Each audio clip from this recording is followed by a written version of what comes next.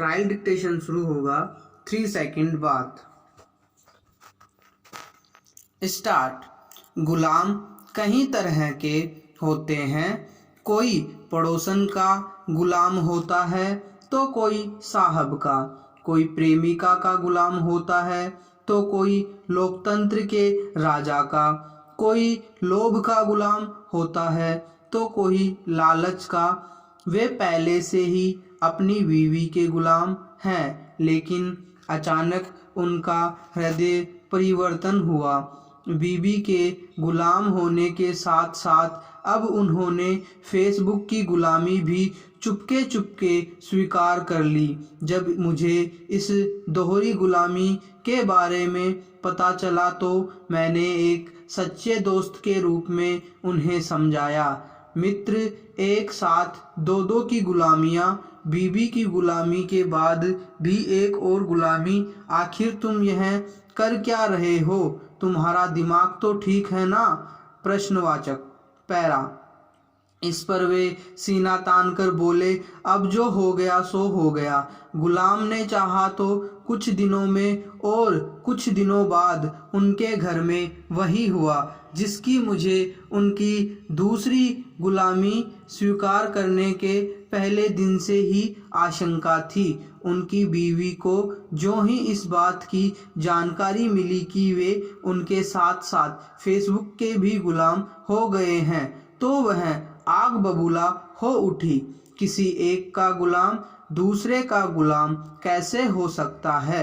वह अपनी गुलामी को दो दो जगह कैसे बांट सकता है? बस फिर क्या था, बीबी ने उनके बर्तन धुलवाते धुलवाते उनको डोमेस्टिक कुरुक्षेत्र में ललकार दिया। देखो जी, कह देती हूँ, मैं अपने पति को और किसी के साथ भले ही बांट लूं, पर मैं अपने गुलाम को किसी और के साथ रत्ती भर भी नहीं बांट सकती। साफ साफ कह देती हूँ, मेरी गुलामी में से जो अपनी गुलामी रंच भर भी किसी और को दे दी तो मुझसे बुरा और कोई नहीं होगा। मुख्य स्पीच स्टार्ट होगा 3 सेकंड बाद। स्टार्ट।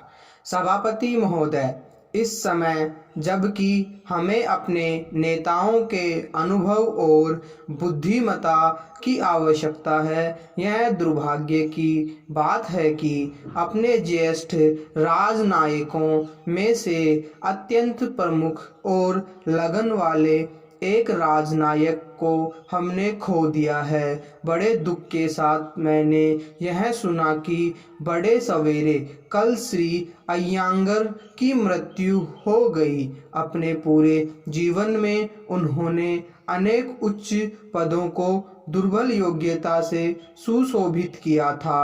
अपने स्वास्थ्य तथा अपने आराम का जिसके कि वह पूरी तरह अधिकारी हो चुके थे, विचार न करके वे अपने जीवन के अंतिम दिनों तक देश और जनता की सेवा में लगे रहे।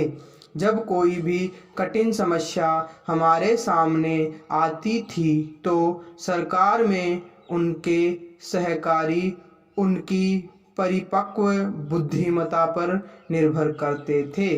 उनकी मृत्यु देश और हम सब के लिए भारी हानि है, जबकि हम नवीन और समृद्ध भारत का निर्माण करने में तथा उन लाखों लोगों को सुख सुविधा पहुंचाने में लगे हुए हैं जिन्हें दरिद्रता के अभिशाप से भूतकाल में काफ़ी पीड़ित रहना पड़ा।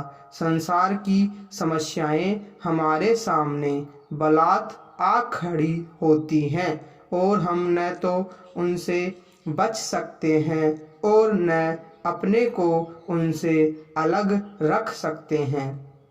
मेरी सरकार की अन्य देशों के मामलों में हस्तक्षेप करने की लेश मात्र भी इच्छा नहीं है, किंतु स्वतंत्रता के साथ साथ अनिवार्य रूपेण भारत पर जो जिम्मेदारी आ पड़ी है उसको तो इसे निभाना ही है। जैसा कि सर्वविदित है, हमने संसार के सब देशों के प्रति मैत्री और शांति की नीति बरतने का प्रयास किया है। सैने वे लोग भी जो इससे सर्वदा सहमत नहीं होते, इसे समझने और इसका आदर करने लगे हैं और यह बात मानी जाने लगी है कि भारत संसार में शांति का समर्थक है और वह ऐसा कोई कदम न उठाएगा जिसका परिणाम लड़ाई की प्रवृत्ति को जगाना हो। पैरा। इस नीति के अनुसरणार्थ मेरी सरकार ने कुछ ऐसे प्रस्ताव पेश किए थे जिनसे उसे यह आशा थी कि कोरिया युद्ध के बारे में समझौता हो जाएगा। इन प्रस्तावों को बहुत भारी समर्थन मिला, किंतु दुर्भाग्यवश उन महान देशों में से कुछ इन्हें स्वीकार न कर सके जिनका उससे निकटतम संबंध था। वह युद्ध जारी है और उसने न केवल कोरिया की जनता को ही कठोर यातना सहन करनी पड़ रही है, वरन अवशिष्ट संसार के लिए भी वह खतरे का निशान है। सुदूर पूर्व पर प्रभाव डालने वाले हाल में किए गए कुछ वक्तव्यों से और उनके परिणाम स्वरूप कोरिया के युद्ध का विस्तार होने से समस्त संसार में बहुत आशंका पैदा हुई है। मेरी सरकार भी इन बातों को गंभीर चिंता से देखती है। मुझे विश्वास है कि युद्ध का जो अपने साथ पहले भी भारी विपत्ति लाया है, विस्तार न होने दिया जाएगा तथा राष्ट्र और जातियों के हृदय को इन समस्याओं को शांतिपूर्ण रीति से सुलझाने की ओर मोड़ दिया जाएगा। पैरा। सभापति महोदय, इस उद्देश्य को पूरा करने के लिए मेरी सरकार प्रयत्नशील रहेगी और किसी भी प्रकार किसी राष्ट्रपुंज से कोई गठबंधन किए बिना सब देशों के प्रति मैत्री की नीति पर चलती रहेगी। अपने देश में जिन लोकतंत्रात्मक तरीकों से हम आबद्ध हैं, उनमें समस्याओं को सुलझाने का शांतिपूर्ण तरीका निहित है। यदि लोकतंत्र को बचाए रखना है तो अंतर्राष्ट्रीय क्षेत्र में भी शांति का वातावरण और समझौते की प्रवृत्ति अपनाई जानी चाहिए। संयुक्त राष्ट्र संघ की महासभा की बैठक निकट भविष्य में फिर होगी और उसमें उन गंभीर समस्याओं पर विचार किया जाएगा जिन पर संसार में शांति अथवा युद्ध के महत्वपूर्ण प्रश्न का निर्णय आश्रित है। मेरी यह हार्दिक आशा है कि वे महान राष्ट्र जिनके प्रतिनिधि वहां इकट्ठे होंगे, संयुक्त राष्ट्र संघ के घोषणा पत्र में समाविष्ट उद्देश्यों के परिपालन तथा समझौते को बढ़ाने का प्रयास करेंगे। अफ्रीका महाद्वीप में जो उपनिवेशवाद का आज भी सबसे बड़ा अड्डा है, हालत पहले से खराब हो रही है। दक्षिण अफ्रीका में मूल वंशीय प्रभुत्व के सिद्धांत का खुलेआम ढिंढोरा पीटा जा रहा है और पूरी शक्ति से उसे लोगों पर लादा जा रहा है। संयुक्त राष्ट्र ने इस समस्या को तय करने के जो प्रयत्न किए हैं, दक्षिण अफ्रीका की सरकार उनकी अवहेलना कर रही है। मूल वंशीय विभेद के विरुद्ध आंदोलन को जो शांति और अनुशासनपूर्ण ढंग के लिए उल्लेखनीय है, ऐसे कानूनों और सरकारी कार्यवाही द्वारा कुचलने की कोशिश की जा रही है जो लोकतंत्रात्मक तरीकों और संयुक्त राष्ट्र संघ के घोषणा पत्र में उद्घोषित प्रयोजन की अवहेलना के लिए इससे पूर्व कभी नहीं अपनाए गए। पूर्व अफ्रीका में आज जो मूल वंशीय संघर्ष चल रहा है उसे यदि जनता के संतोष के साथ समाप्त न किया गया तो वह अफ्रीका के बहुत अधिक क्षेत्रों में भी फैल जाएगा।